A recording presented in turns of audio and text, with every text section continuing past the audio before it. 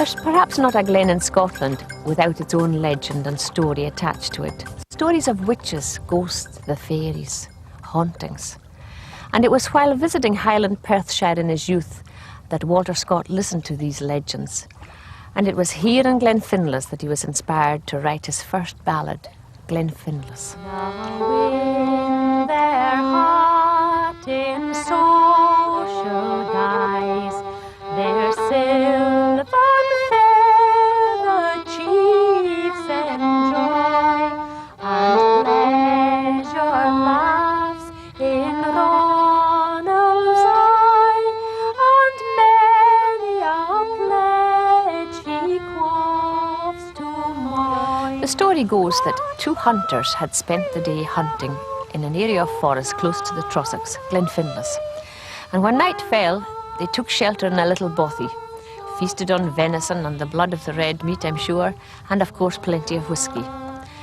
And as they were enjoying the leisure of the night, one of them said to the other, "Wouldn't it be grand now if there were two young women here? That would make our joy complete." And no sooner had they said it when, of course, a woman appeared. But she was rather special. She was dressed in green. And she had scarcely been there when one of the young men, whose name was Ronald, was seduced by her, or at least persuaded to leave.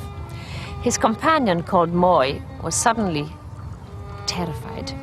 He decided he would stay. And in fact, he was so afraid that he stayed in this bothy all night, playing, as it said, hymns to the Virgin Mary on his Jew's harp. In the morning, he went out into the forest to look for his friend Ronald, and he found him. He was shredded to pieces, and all that was left were his bloody, torn remains. Now, in Highland tradition, it's thought that the woman who seduced him was in fact a fairy, and as fairies can, she had obviously turned very nasty.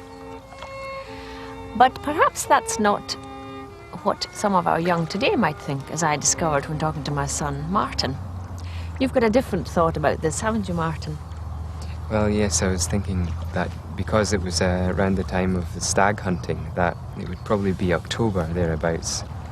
And during the month of October, there are various fungi growing in, especially around grassy areas, especially around bothies, including hallucinogenic varieties, such as the magic mushroom and fly agaric.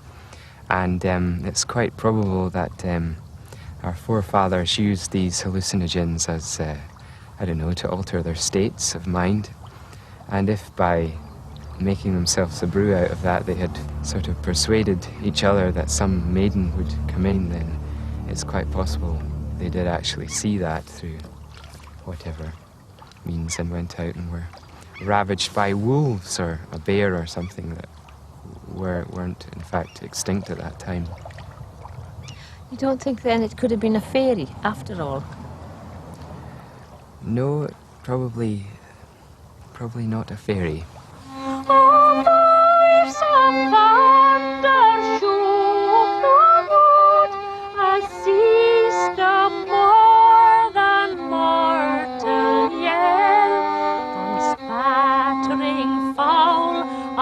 Shout